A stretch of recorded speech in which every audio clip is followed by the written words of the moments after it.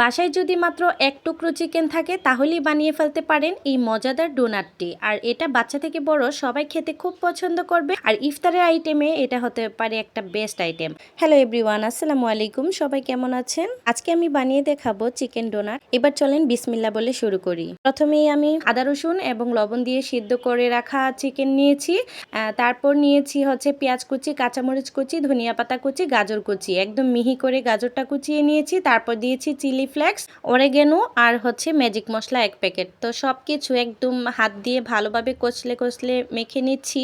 সাথে কিন্তু লবণ দিয়েছি পরিমাণ মতো। তো সব কিছু একসাথে মিশিয়ে নেব। এখানে সিদ্ধ করে রাখা আলু নিয়েছি, আলুটা দিয়ে সব একসাথে ভালোভাবে মেখে নেব। সাথে দিব সামান্য পরিমাণ কুকিং অয়েল, দিয়ে একদম ভালোভাবে মেখে নিতে হবে। আলুটা কিন্তু আগে থেকে আমি ম্যাশ করে রেখেছিলাম। আলুটা একদম যেন দানা দানা ভাব না থাকে সেভাবে ম্যাশ করে নিতে হবে। তারপর দিয়ে দিচ্ছি সামান্য গোলমরিচের গুঁড়া।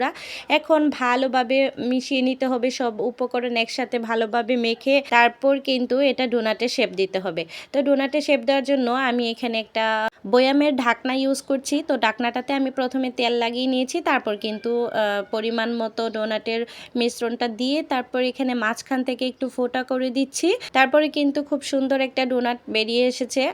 ঢাকনার মধ্যে ডোনাটের শেপটা দেওয়ার কারণে সবগুলো ডোনাট কিন্তু একই সাইজের হবে আর দেখতেও সুন্দর লাগবে, সেজন্য আমি ঢাকনাটা ইউজ করেছি। এখানে ডোনাটের শেপ না দিতে চাইলে আপনারা কিন্তু কাটলেটের শেপ দিয়েও করতে পারেন, আবার চপ আকারেও এই মিশ্রণটা দিয়েই বানিয়ে ফেলতে পারেন। তো আমি এখানে এক এক করে সবগুলো ডোনাট বানিয়ে নিয়েছি। পরবর্তীতে কিন্তু আমি এখানে ঢাকনাটার উপরে একটা কাগজ অ্যাড করেছি। কাগজটা দিয়ে করার কারণে আমার তাড়াতাড়ি ঢাকনা থেকে ডোনাটটা খুলে চলে আসছে আর আমার ইজি হয়ে গেছে, কাজটা অনেক তাড়াতাড়ি হয়ে গেছে। তো আমি 1 ঘন্টার জন্য ডিপ ফ্রিজে রেখে দিয়েছিলাম এভাবে। তারপর এখানে ডিপ ফ্রিজ থেকে নামিয়ে আমি কিন্তু ময়দা, কর্নফ্লাওয়ার আর লবণ, ডিম দিয়ে একটা মিশ্রণ করে রেখেছিলাম, সেটাতে চুবিয়ে তারপর ব্রেড ক্রাম্বসে গড়িয়ে নিয়েছি। তো এখানে সবগুলো ডোনাট কিন্তু আমার ব্রেড ক্রাম্বসে গড়িয়ে নেওয়া হয়ে গিয়েছে। এখন আমি এগুলোকে বক্সে রেখে দেব।